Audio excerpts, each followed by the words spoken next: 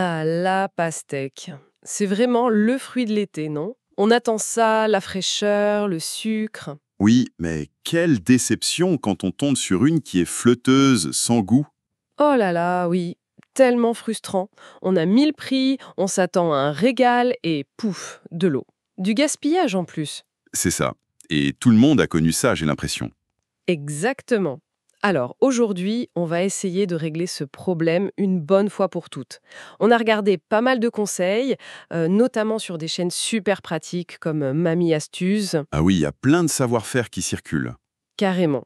Notre but, c'est de décortiquer tout ça pour que on ne se trompe plus jamais. Comment on choisit la pastèque parfaite?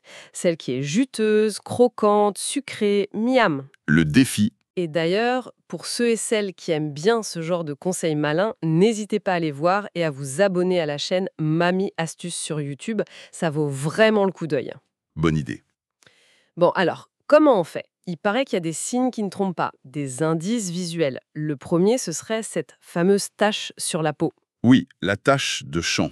C'est la zone où la pastèque a touché le sol pendant qu'elle poussait. Et sa couleur, elle est super importante. Ah oui, qu'est-ce qu'elle nous dit, cette couleur? Si la tache est d'un beau jaune crème, ou même un peu orangé, là, c'est bingo. C'est le signe qu'elle a bien mûri tranquillement au soleil, qu'elle a eu le temps de fabriquer son sucre. D'accord, jaune égale soleil et sucre. Logique. Voilà. Par contre, si la tache est blanche ou vraiment très pâle, méfiance. C'est souvent qu'elle a été cueillie trop tôt. Et donc, elle sera fade, probablement. Exactement. Risque d'être flotteuse, moins savoureuse. Donc, les taches blanches, on essaie d'éviter. Ok, premier point noté. On cherche le jaune. Deuxième indice, la tige. J'ai entendu dire qu'il fallait qu'elle soit sèche. C'est vrai ça? Alors, c'est un peu plus subtil. Une tige bien verte, ça montre surtout qu'elle a été cueillie récemment. C'est bien pour la fraîcheur. Mhm. Mais pour le maximum de sucre, on préfère une tige qui est un peu sèche. Oui. Et le top du top, c'est quand elle est un peu recourbée, comme une petite queue en tire-bouchon. Recourbé, pourquoi ça? Ça suggère qu'elle s'est détachée presque naturellement du plant une fois arrivée à pleine maturité. C'est bon signe pour le goût. Ah, intéressant. Et une tige droite et coupée nette? Ça peut vouloir dire qu'on l'a coupée avant qu'elle soit tout à fait prête. Moins de chances qu'elle soit super sucrée. D'accord. Et s'il n'y a pas de tige du tout?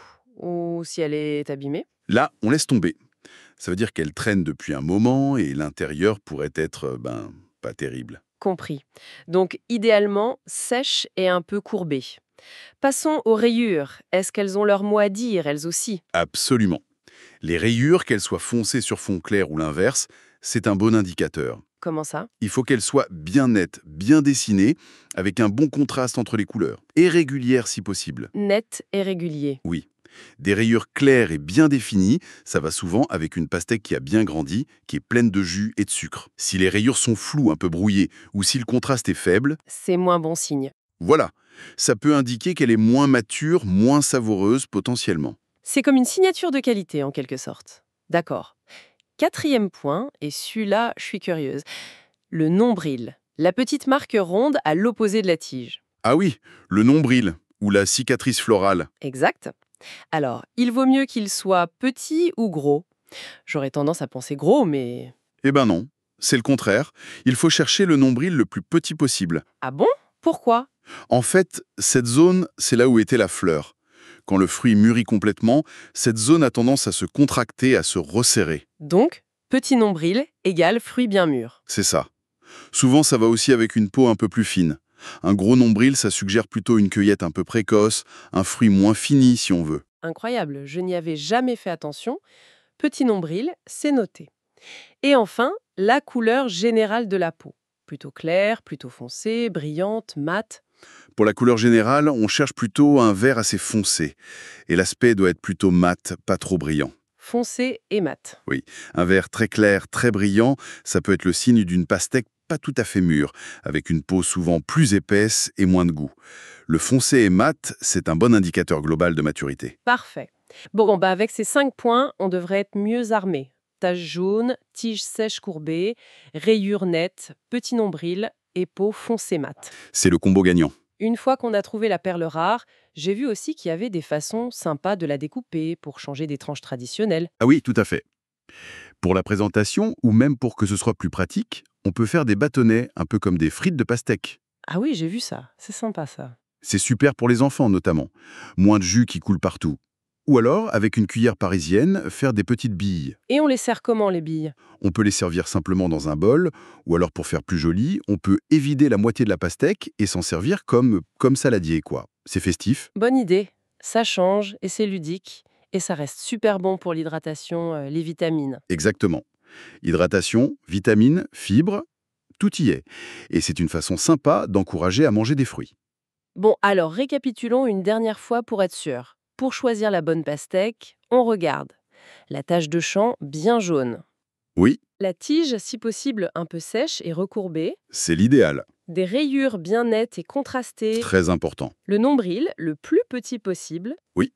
Et une couleur générale vert foncé et plutôt mat. C'est ça, le portrait robot de la pastèque parfaite. Génial. On a toutes les clés. Et au fond, ce qui est assez fascinant, c'est de réaliser que tous ces signes extérieurs, ce sont juste les traces visibles du processus de croissance, de maturation.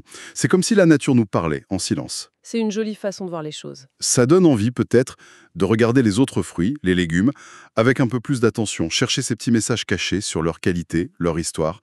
Non, Absolument. Une belle réflexion pour terminer. voilà, notre exploration touche à sa fin pour aujourd'hui. Avec tout ça, fini les mauvaises surprises au rayon pastèque. On l'espère.